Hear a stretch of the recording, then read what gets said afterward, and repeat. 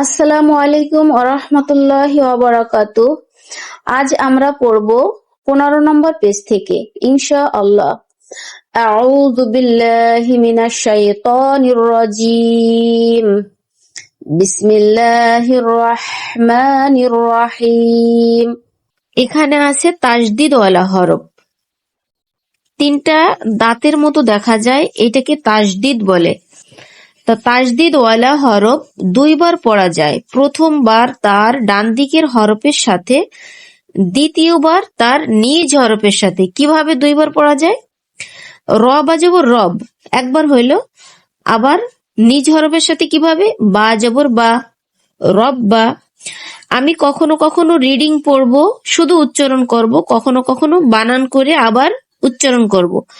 এতে আপনাদের কি হবে? রিডিংও শেখা হবে, বানান করাও শেখা হবে। তবে আমার পড়া অনেক মনোযোগ দিয়ে শুনতে হবে এবং বুঝতে হবে ইনশাআল্লাহ। র বাজবর রব, বা জবর বা, রব্বা। খেয়াল করতে হবে যে তাসদিদওয়ালা হরফ সব সময় দুইবার উচ্চারণ হয়। প্রথমবার তার ডান দিকের হরফের সাথে, দ্বিতীয়বার তার নিজ হরফের সাথে। যেমন সদ, সদ বা জবর সব, বা জবর বা, সব্বা। তাব্বা, তা বা জবর তাব, বা জবর বা, তাব্বা। আদ্দা, আইন দাল জবর আদ, দাল জবর দা, আদ্দা। মাদ্দা, মিম দাল জবর মাদ, দাল জবর দা, মাদ্দা। হাক্ক, হা কব জবর হাক, কব জবর ক, হাক্ক। এখানে আবার একটা নিয়ম, ওয়াজিব গুন্না যেটাকে বলে। ওয়াজিব গুন্নার হরফ হয়েছে দুইটি, তবে শর্ত আছে। নুন আর মিম, এই দুইটা হরফ কখন কখন ওয়াজিব গুন্না করে পড়তে হবে? যখন নুনে মিমে তাসদিদ হবে। এই যে এখন মিমের উপরে তাসদিদ আছে, আবার কখনো কখনো নুনের উপর তাসদিদ থাকবে। এরকম নুনের উপরে তাসদিদ থাকবে, মিমের উপরে তাসদিদ থাকবে। যখন থাকবে তখনই কি একটু ধরে রেখে দুই মুখ ঠোঁট বন্ধ করে চাপ দিয়ে তারপরে ওয়াজিব গুন্না করতে হবে। এই যে আমি করতেছি দেখেন, হা মিম জবর হাম, মিম জবর মা, হাম্মা। এটা কি ওয়াজিব গুন্না বলে। আম্মা, আইন মিম জবর আম, মিম জবর মা, আম্মা। মান্না, মিম নুন জবর মান, নুন জবর না, মান্না। জন্না, আমি এখন একটু রিডিং পড়বো। জন্না, আন্না, মাস্সা। সিরর, সিন রজের সির, র জবর র, সির র। সিন্না, সিন নুনজের সিন, নুন জবর না, সিন্না। ইন্না, হামজা নুনজের ইন, নুন জবর না, ইন্না। সুম্মা, সা মিম পেশ সুম, মিম জবর মা, সুম্মা। আবার আমি রিডিং পড়বো। কাফ, কুন্না, কাফ নুন পেশ কুন, নুন জবর না, কুন্না। হুন্না। কুদ্দা, সাম্মা, কুল্লা, মৃত্যু, ফিররু, আব্বা। এখানে আবার এক আলিফ টান হয়েছে কেন? জবরের বাম পাশে যদি খালি আলিফ থাকে তাহলে এক আলিফ টেনে পড়তে হয়। যেমন হামজা বা জবর আব, বা আলিফ জবর বা, আব্বা। হাব্বান, হা বা জবর হাব্বা, আলিফ দুই জবর বান, হাব্বান। তানভিন কাহাকে বলে? দুই জবর দুই জের দুই পেশকে তানভিন বলে।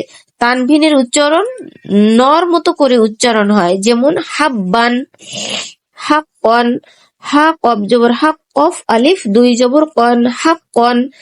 সফান, আমি আবার একটু রিডিং পড়তেছি। সফান, হাদ্দান, আজহান, মাদ্দান। বাররন, ফাররন, রজ্জান, বাসান। শাক্কন, শিন কব জবর শাক, কফ আলিফ দুই জবর কন, শাক্কন। গয়ান, গয় নিয়ে জবর গয়, ইয়া আলিফ দুই জবর ইয়ান, গয়ান।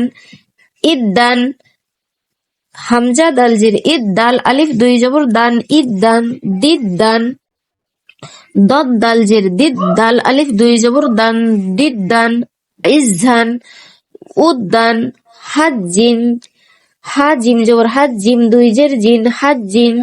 শাক্কিন, শিন কাব জবর শাক, কাফ দুই জের কিন, শাক্কিন।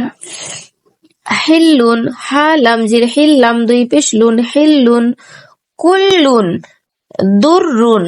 সুম্মুন, এখানে আবার অজিব গুন্না। হাক্কুন, শাররুন, আন্না, এখানে আবার অজিব গুন্না হওয়ার পরে একালিপ টান হয়েছে। হামজা নুন জবর আন, নুন আলিফ জবর না, আন্না। কেন টান হয়েছে? জবরের বাম পাশে খালি আলিফ আছে তাই। এখানেও একালিপ টান হবে, অজিব গুন্না করার পরে আবার একালিপ টান হবে।